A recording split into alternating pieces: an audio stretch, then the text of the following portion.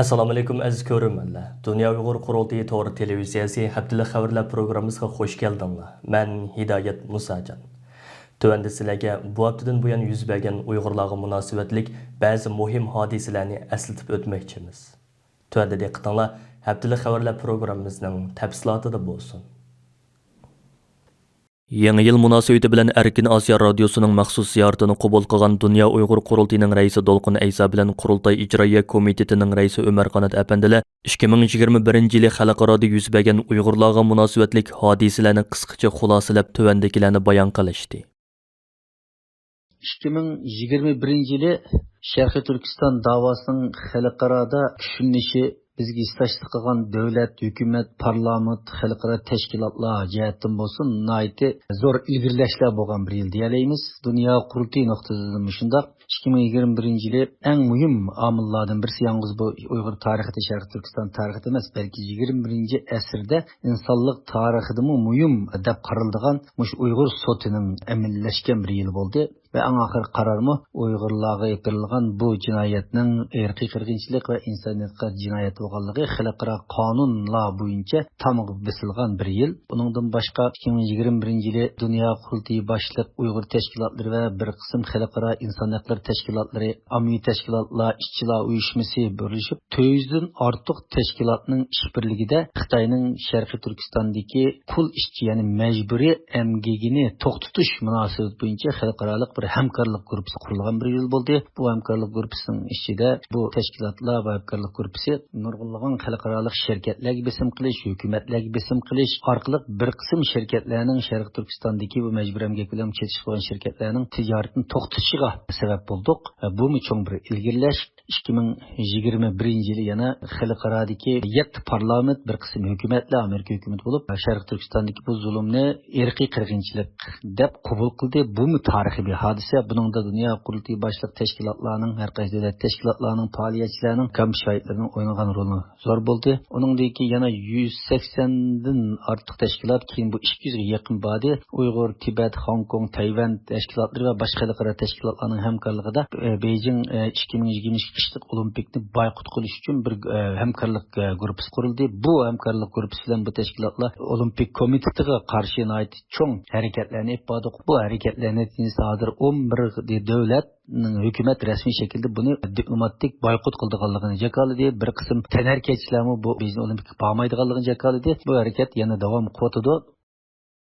Gerçi 2021 yili Uyg'urlar uchun bir yana qarang'u bir yil bo'lgan bo'lsa-mu, irqiy qirg'inchilik davom qilgan bo'lsa-mu, lekin Uyg'urlar tashkilotlari uchun elib aytganda, garchi bu qilgan ishlarimiz vatan sirtida xalqimiz uchun elib borgan harakatlarimizda nurg'un qutuqliqlar, nurg'un g'albalar qo'lga keltirgan bo'lsak-mu, lekin albatta bu g'albalarni vatan ichidagi bu qirg'inchilik harakatiga, Xitoyning bu vahshiy bostirishiga tegishtirganda albatta cho'ng bir ish qilinmagandek ko'rinamiz, lekin yanada shuni deyish mumkin, 2021 yili Uyg'ur xalqi uchun, Uyg'urlarning milliy mustaqillik harakati uchun nayta qutuqliq bir yil bo'ldi desak bo'ladi. Masalan biz UHRP bo'lish sifatimiz bilan Uyg'ur kishilik huquq qurilishi bo'lish sifatimiz bilan boshqa Uyg'ur tashkilotlari bilan hamkorlashgan holda, masalan Amerikada Uyg'ur Amerika birlashmasi bor, uningda Uyg'ur harakati bor, unda Dunyo Uyg'ur qurultiyi va mush tashkilotlar birlashganida eng cho'ng qo'l kelgan qalbimiz Amerikada deyman. Mushu Uyg'ur majburiy emgakining oldini olish qonun loyihasini Kongressdan o'tkazishimiz va uningda bunun bir qonun laşqanlığı bo'lib hisoblandi. Hozir Amerikada Uyg'ur majburiy emgakining oldini olish qonuni bor. Ya'ni bu nihoyat cho'ng bir qutuq.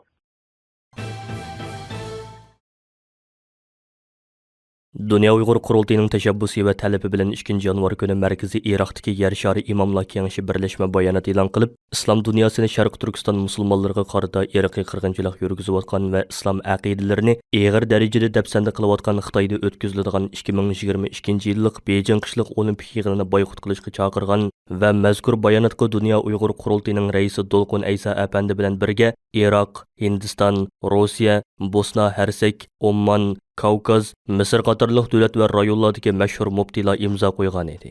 Chet el matbuotlarida va ijtimoiy taratqularda intayin zo'r g'ulg'ula qo'zg'agan mazkur birlashma bayonot haqidagi talash tortish va bas munozirlar hozirma ham jiddiy davom qilmoqda. Yer shari imomlar kengashi bu bayonotni Twitter'dagi rasmiy hisobi orqali tarqatgan. Nurg'un Twitter qo'llanuvchilari ularning bu bayonotini qarshi olgan va ularning tarixning to'g'ri sahifasida turganligini tabriklagan edi. Rossiyaning RT nomli xabar organi 3 yanvar kuni bir xabar tarqatib, yuqorqi bayonotning saxta ekanligini, Rossiya musulmonlari muftisi Raul Gaynudinning bu bayonotga imzo qo'ymaganligini ilgari surgan edi. Halbuki 4 yanvar kuni Yer shari imomlar kengashi takror bayonot berib, Beijing Olimpikini boykot qilish haqidagi berilgan bayonotning rostligini yana bir qaytim takrorladi. Yer shari imomlar kengashi barliq islom mazhablari va fikr iqimidagi musulmon diniy dohiylarning dunyodagi tunji va eng chong davlat halqagan hukumatsiz organi bo'lib, uning bosh shtabi Iroqqa joylashgan. Ular mazkur organning raisi Imom Muhammad Baqir al-Budayrining imzosi bilan e'lon qilingan bayonotda mundaq degan: Biz zulmga uchirgan Uyg'ur musulmonlarini qo'llaymiz va ular bilan bir safda turamiz. Xitoy hukumati zulm, qiynash va diktatorlik orqali Xitoydagi musulmonlarning asosiy kishilik huquqlariga davomli turda daxl darz qilmoqda. Bayonotda yana mundaq deyilgan: Najafning muqaddas islom dini maktabi va musulmon dunyosining mashhur muftiylari tarafidan berilgan huquqqa asosan Yer shari imomlar kengashi 2022-yillik Beijing Olimpik tanharakat musobaqasiga qatnashish va berishni ma'ni qiladi. Yer shari imomlar kengashi bayonotida yana o'zlarining Dunyo Uyg'ur qurultiyi bilan bir safda turadiganligini ta'kidlash bilan birga farqli dinlarning diniy rahbarlari va tashkilotlariga minnatdorligini ifodalab, biz Beijing 2022-yillik Olimpik tanharakat musobaqasini boykot qiladigan tashkilotlarning kun sari ko'payayotganligiga opirin o'qiymiz. Biz Dunyo Uyg'ur qurultiyi bilan bir safda ishkanligimizni qayta ta'kidlaymiz. Buningdan boshqa biz musulmonlarning qiyinchiligiga ko'ngil bilgan nurg'un diniy rahbarlar va diniy tashkilotlarga minnatdorligimizni bildiramiz deb yozgan. Xitoy hukumati hadab bir qism musulmon davlatlari hukumatlarining Uyg'ur masalasidagi sukutini qo'llanib turib, Birlashgan Davlatlar Tashkiloti qatorliq xalqaro organlarda Uyg'urlarning irqiy qirg'inchilikka uchrayotganligini, Amerika boshchiligidagi g'arb davlatlarining Xitoyga hujum qilishdagi saxta hikoyasi deb tashviq qilib kelgan bo'lg'achqa, mazkur organning bayonoti ijtimoiy taratqularda kuchli diqqat qo'zg'adi. Dunyo Uyg'ur qurultiyi raisi Dolqun Aysa apandi bu vaqtda matbuotlarga qilgan so'zida bayonotning Xitoyning tashviqotini buzishda, musulmon davlatlar hukumatlarining sukutini buzishida muhim rol o'ynaydiganligini bildirdi. Dolqun Aysa apandining aytishicha, islom dunyosini harakatga keltirishdek bir g'oya bilan Dunyo Uyg'ur qurultiyi Yer shari imomlar kengashi bilan aloqa qilib, ular bilan hamkorlik kelishimi imzolagandan keyin mazkur organ Uyg'ur musulmonlarining masalasiga yaqindan diqqat qilishga va Dunyo Uyg'ur qurultiyining faoliyatlarini qo'llashga boshlagan. Ular yaqinda Dunyo Uyg'ur qurultiyi bilan birlikda xalqaro islom hamkorlik tashkilotiga maktub yo'llab, mazkur tashkilot qarmog'idagi islom davlatlarining Uyg'ur masalasidagi sukutini buzishga, Beijing Olimpik musobaqasini boykot qilishga chaqirgan. Dunyo Uyg'ur qurultiyini o'z ichiga olgan 200 ga yaqin xalqaro kishilik huquq tashkilotlari tomonidan qurib chiqilgan Olimpikka qarshi komitetining chaqirig'i va tashkillashi bilan 2022-yillik Beijing qishliq Olimpik musobaqasiga dal bir oy qolgan bugungi kunda, ya'ni 2022-yil 1-oyning 4-kuni dunyoning har qaysi ellardagi 40 davlatda Beijing qishliq Olimpik musobaqasida diplomatik boykot qilish uchun Uyg'urlar, Tibetlar, Hong Kongliklar ham kishilik huquq tashkilotlarining ishtirokida birlashma namoyishlar ilib berildi. Dunyoning har qaysi ellardagi Uyg'ur tashkilotlari yuqorqi chaqiriqqa qizg'in ovoz qo'shib, korona vaziyatining og'ir bo'lishiga qaramay o'zlari turishliq davlatlarda turli norozilik faoliyatlarini uyushtirdi. 4 yanvar kuni oldi bilan Dunyo Uyg'ur qurultiyining uyushtirishi, Germaniyadagi Uyg'ur, Tibet, Hong Kong va turk tashkilotlarining yaqindan moslashishida Berlinda zo'r ko'lamli yurish va birlashma namoyish o'tkazilib, Germaniya hukumatidan 2022-yillik Beijing qishliq Olimpikini diplomatik boykot qilish haqida qaror ilish talab qilindi. 4 yanvar kuni atiganda Berlindagi mashhur Brandenburg darvozasi oldida to'plangan necha yuzlagan namoyishchi Dunyo Uyg'ur qurultiyining raisi Dolqun Aysa apandimning bevosita boshlamchiligida uzun saf hosil qilib, toki Germaniya tashqi ishlar ministrligi binosi oldigacha shuar to'lab yurish qilib, Berlin ko'chalarini zilzilaga soldi. Namoyishchilar tashqi ishlar ministrligi binosi oldiga kelganda Germaniya hukumatidan 2022-yillik Beijing qishliq Olimpik musobaqasini boykot qilishni talab qildi. Hamda bu musobaqani boykot qilish uchun dunyoning har qaysi ellardan to'plangan 70 ming kishilik imzoni tashqi ishlar ministrligi xodimlariga topshirdi. Germaniya tashqi ishlar ministrligi xodimlari namoyishchilarning yurak so'zlarini angladi va buni ministr Annalina Baerbockga yetkazadiganligini bildirishdi. Dolqun Aysa apandi va kishilik huquq tashkilotlarining mas'ullari bu yerda nutqlar so'zlab, Xitoyning irqiy qirg'inchilik jinoyatlarini qattiq aybladi va 2022-yillik Beijing qishliq Olimpik musobaqasini boykot qilishning har qaysi davlatlarning majburiyati ekanligini ta'kidlashdi. Ma'lum bo'lganidek, Germaniya tashqi ishlar ministri Annalena Baerbock bilan ichki ishlar ministri Nancy Faeser 29 dekabr o'zlarining 2022 yillik Beijing qishliq olimpik musobaqasiga qatnashmaydiganligini, buning o'z oldiga chiqargan shaxsiy qarori ekanligini e'lon qilgan edi. Namoyishchilar Annalena Baerbockga bo'lgan minnatdorligini bildirish uchun shu kuni namoyishda uning rasmini lozunkalarga besib ko'tarib olgan. Kanada Sharq Turkiston birligi Dunyo Uyg'ur qurultiyining chaqirig'iga asosan 4 yanvar kuni Toronto va Vancouver shaharlaridagi olimpik komitetlarining oldida namoyish o'tkazib, Kanada hukumatining 2022 yillik Beijing qishliq olimpikini diplomatik boykot qilish qarori olganligiga rahmat etish bilan birga Xalqaro Olimpik Komitetining xalqaroning shuncha qattiq besimiga, Uyg'ur, Tibet va Hong Kongliklarning shuncha kuchli noroziligiga qaramasdan Sharq Turkiston xalqiga irqiy qirg'inchilik yurgizayotgan. Tibet, Hong Kong xalqlariga zulm va besim siyosatini ijro qilayotgan Xitoydek zolim va diktator bir davlatda olimpik yig'ini o'tkazishdan voz kechmaganligiga qattiq norozilik bildirdi. Gerçi Kanadada koronavirusi sababidan 10 dan ortiq kishining bir yerga to'planishi cheklangan bo'lsa-mu, ammo Kanada Sharq Turkiston birligining raisi, Dunyo Uyg'ur qurultiyining bosh kotibi To'yg'un Abduvali apandimning riyosatchiligida Torontoda o'tkazilgan namoyishga 60 dan ortiq Uyg'ur qarindishimiz qattiq sovuqqa qaramasdan kelib qatnashdi. Kanadadagi namoyishlar Dunyo Uyg'ur qurultiyi qonun komitetining mudiri Mehmet To'xta apandimning riyosatchiligida bugun poytaxt Ottavadagi Olimpik komitetining oldida davom qiladi. Dunyo Uyg'ur qurultiyi har qaysi tashkilotlarimizdan agar o'zlari turishliq davlatlarning hukumatlari Beijing qishliq olimpikini diplomatik boykot qilish qarori olgan bo'lsa, namoyishlarni olimpik komitetlarining oldida, navoda qaror olmagan bo'lsa, namoyishlarni hukumatlarning oldida o'tkazishni talab qilgan edi.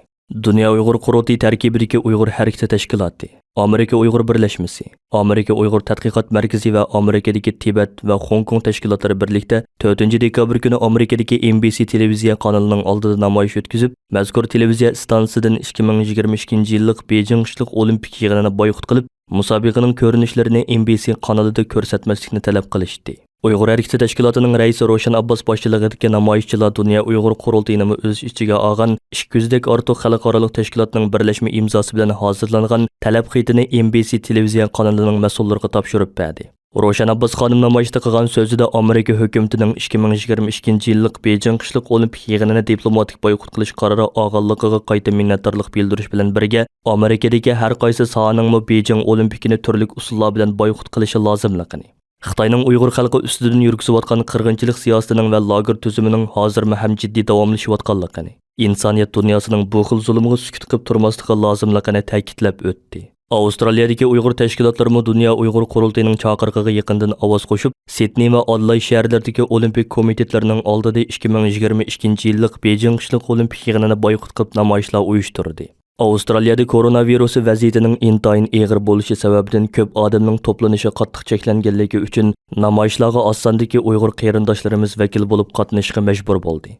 Victoria Uyg'ur jamiyati namoyish ruxsati olinmagani uchun Avstraliya Olimpik komitetiga norozilik maktubi yo'llash orqali Dunyo Uyg'ur qurultiyining chaqirig'iga ovoz qo'shdi. Yaponiya Uyg'ur jamiyati Dunyo Uyg'ur qurultiyining chaqirig'iga asosan 4 yanvar kuni Yaponiya Olimpik komitetining oldida Tibet va Hong Kong tashkilotlari, shundaqla Uyg'urlarni qo'llab kelayotgan yapon do'stlar bilan birlikda namoyish o'tkazib, Yaponiya Olimpik komitetidan 2022 yillik Beijing qishliq olimpikiga tanharakacha avatmaslikni talab qilish bilan birga, Yaponiya shirkatlarini Beijing olimpik yig'iniga sponsor bo'lmaslikka chaqirdi. Namoyishda so'z qilgan Yaponiya Uyg'ur jamiyatining hay'at a'zolaridan Ilhom Mahmud apandim Xalqaro Olimpik komitetining xalqaroning shuncha qattiq besimiga, Uyg'ur, Tibet va Hong Kongliklarning shuncha kuchli noroziligiga qaramasdan Sharq Turkiston xalqiga irqiy qirg'inchilik yurgizayotgan, Tibet, Hong Kong xalqlariga zulm va besim siyosatini ijro qilayotgan Xitoydek zolim va diktator bir davlatda olimpik yig'ini o'tkazishdan voz kechmaganligini qattiq aybladi. 4 yanvar kuni Turkiyada aktiv faoliyat olib berayotgan Dunyo Uyg'ur qurultiyi vaqfisi, Sharq Turkiston tadqiqot vaqfi va Uyg'ur akademiyasi vaqfisi birlikda bayonot e'lon qilib, Turkiya hukumatini irqiy qirg'inchilik olib berayotgan davlatning poytaxtida o'tkaziladigan qishliq olimpikni diplomatiyalik boykot qilishga chaqirdi. Bayonotda yana munolar bayon qilingan. Biz Turkiya Olimpik komitetining Beijingga eng tuvan darajalik hay'at avatishini, tantarbiyachilarning o'z orzusi bilan boykot qilishini, Turkiyadagi axborot vositalarining Xitoyning tashviqot vositasiga aylanib qolmasligini, Turkiyadagi axborot vositalarining bu tantarbiya musobaqasini tarqatmasligini, ijtimoiy taratqular orqali norozilik bildirishini talab qilamiz. Yuqorqi birlashma bayonot Turkiyaning ba'zi matbuotlari tarafidan tafsiliy xabar qilindi. Angliya Uyg'ur jamiyatimi Dunyo Uyg'ur qurultayining chaqirig'iga ovoz qo'shib, 4-yanvar kuni Angliyaning dunyoga mashhur axborot organi BBCning oldida namoyish o'tkazib, Angliya matbuotlarini va televiziya kanallarini 2022-yillik Beijing irqiy qirg'inchilik olimpikining musobaqa ko'rinishlarini tarqatmaslikka, Angliya shirkatlarini Beijing olimpikiga sponsor bo'lmaslikka chaqirdi. Dunyo Uyg'ur qurultayi London ishxonasining direktori Rahima Mahmud xonimning riyosatchiligida o'tkazilgan namoyishga Londondagi ba'zi musulmon qarindoshlarimiz ishtirok qildi. Norvegiya Uyg'ur komitetining uyushtirishi bilan 4-yanvar kuni Oslodagi parlament binosi va tashqi ishlar ministrligi binosi oldida namoyish o'tkazilib, Norvegiya hukumatidan 2022-yillik Beijing qishliq olimpikini diplomatik boykot qilish talab qilindi. Dunyo Uyg'ur qurultayi ijroiya komitetining muavin raisi Samat Abla, qurultay tashviqot uchur markazining mudiri va Norvegiya Uyg'ur komitetining raisi Baxtiyor Umar apandilar qilgan so'zlarida Norvegiya parlamenti bilan hukumatining Uyg'ur irqiy qirg'inchiligi masalasida sukut qilib turib olishdak passiv qilmishini qattiq ayblash bilan birga Norvegiya parlamentini Amerika boshchiligidagi 7 g'arb davlatidan ulgi ilib, Uyg'ur irqiy qirg'inchiligini qabul qilib qaror chiqarishga chaqirdi. Undan boshqa yana 4-yanvar kuni Dunyo Uyg'ur qurultayining Shvetsiya vakili, Qurultay ayollar komitetining muavin mudiri Baxtunur Abdukarim xonimning uyushtirishi va Shvetsiyadagi Uyg'ur qarindoshlarimizning aktiv maslashishi bilan Stockholm shahar markazida 2022-yillik Beijing qishliq olimpik yig'inini boykot qilish namoyishi o'tkazildi. Qattiq sovuqqa qaramasdan namoyishga aktiv ishtirok qilgan namoyishchilarimiz Shvetsiya hukumatidan 2022-yillik Beijing qishliq olimpikini diplomatik boykot qilishni talab qilish bilan birga Shvetsiyalik harakatchilarni Sharq Turkiston xalqiga irqiy qirg'inchilik yurgizayotgan Tibet, Hong Kong xalqlariga zulm va besim siyosatini ijro qilayotgan Xitoydagi zolim va diktator bir davlatda o'tkazilmoqchi bo'lgan olimpik yig'iniga qatnashmaslikka chaqirdi. 4-yanvar kuni Belgiyaning poytaxti Brusseldagi Belgiya Uyg'ur jamiyatining o'rinlashtirishi bilan Belgiya Erkin Tibet jamiyati, Xalqaro erkinlikni qo'g'dash ittifoqi, Yevropa osonliqlarni qo'g'dash jamiyati birlikda Xitoyning 2022-yillik qishliq olimpikini boykot qilish va Yevropa parlamentiga bo'lgan chaqiriqni kuchaytirish, Xitoyning jinoyatlarini anglatish uchun Yevropa komiteti markaziy binosining oldida cho'ng tipdagi namoyish o'tkazdi. Mazkur namoyish har qaysi jamiyatlar birligida jonliq shuarlar bilan nihoyatda qizg'in davomlashgan bo'lib, namoyishchilar jo'shqin kayfiyat bilan yurish qilib, namoyishni Xitoy Savdo bankasi va Xitoy konsulxonasi oldigacha davom qilgan. Bu namoyishga ishtirok qilgan Belgiyadagi Dunyo Uyg'ur qurultayining direktori Kun Apandim, Xalqaro Tibet harakatining direktori Vansang, Belgiya Uyg'ur jamiyatining raisi Abdulmutallib Emir Apandi va Belgiya Uyg'ur jamiyatining a'zosi Akbar Tursun Apandi qatorliqlar namoyishda ayrim so'z qilib, Yevropa ittifoqining Xitoyga qarshi yanada kuchli jazo va embargo tadbirlarini yo'lga qo'yish orqali Xitoyning Uyg'urlarga qarata jiddiy turda ilib berayotgan irqiy qirg'inchiligini to'sib qo'yishga chaqirdi. Shveysariya Uyg'ur jamiyati Dunyo Uyg'ur qurultayining chaqirig'iga asosan 4-yanvar kuni Janvadagi Birlashgan Davlatlar Tashkiloti binosi oldida Tibet tashkilotlari bilan birlikda norozilik namoyishi o'tkazib, Shveysariya hukumatini, shundaqla Birlashgan Davlatlar Tashkilotiga a'zo demokratik allarni 2022-yillik Beijing qishliq olimpikini diplomatiya jihatdan boykot qilishga chaqirish bilan birga Uyg'ur irqiy qirg'inchiligini to'sib qilish uchun Birlashgan Davlatlar Tashkilotining jiddiy harakatga o'tishini, Xitoyga qarshi amaliy jazolash tadbirlarini yo'lga qo'yishni talab qildi. Korona vaziyati sababidan 4-yanvar kuni namoyish qilish imkoniyati bo'lmagan davlatlardagi ba'zi Uyg'ur tashkilotlarimiz o'zlari turishliq davlatlarning hukumatlariga va olimpik komitetlariga maktub yo'llab, ularni 2022-yillik Beijing qishliq olimpikini boykot qilishga chaqirdi. Beijing qishliq olimpik yig'ini boshlanadigan 2022-yil 2-oyning 4-kuni yana Dunyo Uyg'ur qurultayi tarafidan har qaysi allarda bir tutash holda keng ko'lamli norozilik faoliyatlari o'tkaziladi. Dunyo Uyg'ur qurultayining tashkiliy xizmatlarga mas'ul muavin raisi Parat Yo'rinqosh apandi bugun istansimiz orqali e'lon qilgan tahrirat maqolasida butun Sharq Turkiston xalqining xalqarodagi birdan-bir vakillik organi hisoblangan Dunyo Uyg'ur qurultayiga kelayotgan besimlarga pisat qilmay, o'zining asli g'oyasi bo'lgan vatanimiz Sharq Turkistonning milliy mustaqilligini qo'lga keltirish uchun texmo g'ayrat, ishonch va umid bilan o'zining kurashini davomlashtirganligini qayta ta'kidlab o'tdi. Tahrirat maqolasida mundaq deb ko'rsatildi: Dunyo Uyg'ur qurultayi borliqqa kelgandan buyon qurultayimizga qarshi ichki tashqi hujumlar hech bir zaman to'xtab qolgani yo'q. Ammo xalqimizning himoyasiga erishgan, xalqimizdan kuch olgan va xalqaroning e'tirof qilishiga erishgan qurultayimizni hech qanday bir kuch ta'virtaligini yo'q. Aksincha qurultayimiz uzluksiz zo'rayib va kuchayib bormoqda. Xalqimizdan kuch va jasorat olgan Dunyo Uyg'ur qurultayi buningdan keyinmi yana o'zining asli g'oyasi bo'lgan vatanimiz Sharq Turkistonning milliy mustaqilligini qo'lga keltirish uchun texmo g'ayrat, ishonch va umid bilan o'zining kurashini davomlashtiradi. Hurmatli ko'ruvchilar, yuqorida Dunyo Uyg'ur qurultayi to'g'ri televiziyasi haftalik xabarlar programmasini diqqatingizga sundiq. Keyin qitimliq programmamizni ko'rishaylik. Ko'rishgacha omon bo'lgaysizlar. Xayr xo'sh.